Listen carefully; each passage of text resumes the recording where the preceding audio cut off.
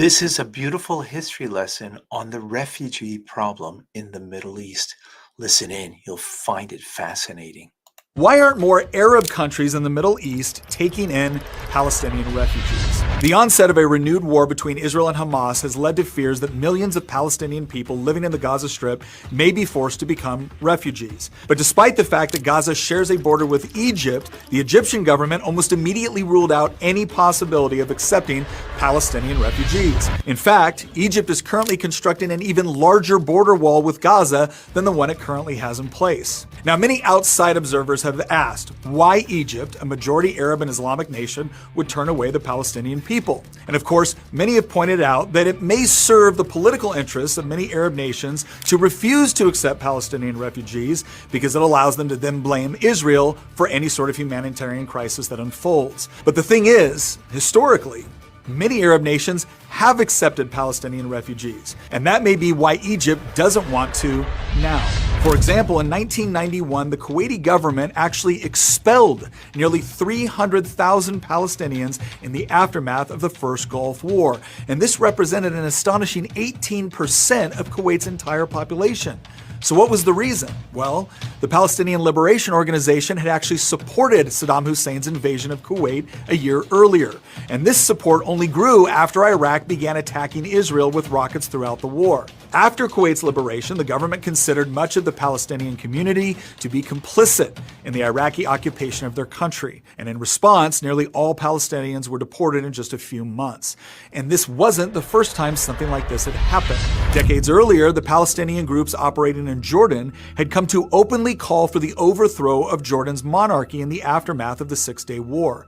At the time, the PLO maintained its own separate army on Jordanian soil and used that armed force to sow chaos. Armed gangs of PLO militants drove around the capital of Amman, robbing families and businesses in the name of collecting financial assistance for the ongoing war of attrition against Israel. When members of the Jordanian police and army tried to defend their citizens from these attacks, they were attacked and killed. The Palestinian political network operated as a state within a state, with militants repeatedly using Jordan to launch rockets into Israel. The Marxist-Leninist Popular Front for the Liberation of Palestine even went so far as to hijack multiple planes, diverting the flights to a Palestinian-controlled airfield in Jordan, where the passengers were held hostage. By September 1970, the Jordanian army had finally had enough. A full-scale war with the PLO broke out, and after 10 months of fighting, the Palestinians were driven out of the country. Yet, as a parting gift, a Palestinian terrorist group known as Black September assassinated the Jordanian prime minister. Sadly,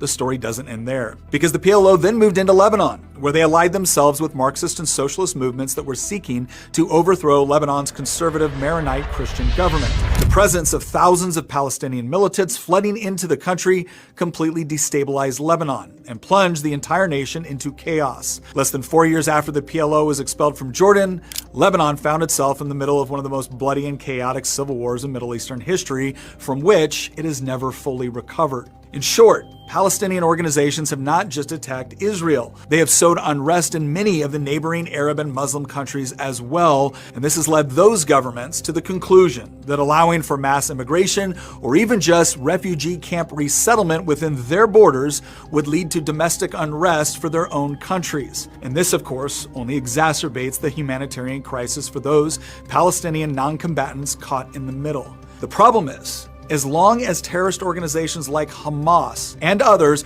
are elected to represent the Palestinian people, their plight will most likely continue, as neither Israel nor apparently the surrounding Arab nations want to see their own populations threatened by terrorist groups. Wow, that was very fascinating. So 2 points I'd like to bring out.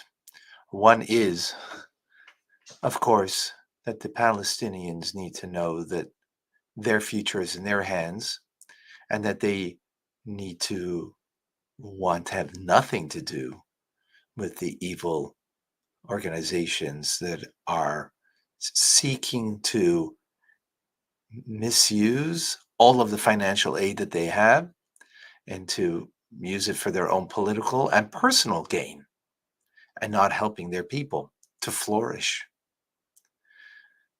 And don't elect them, and don't back them. And secondly, wow, Did anybody say anything about 18% of a movement of a population out of Kuwait? Did the UN and uprisings around the world, protests? How could you do this? No.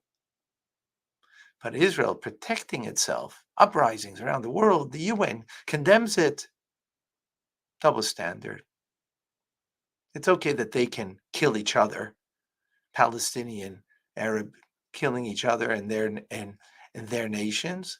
But if a Jew, the Jewish people, the state of Israel, wants to merely protect its citizens, and because of that, it has to fight a war, for that, we get condemned.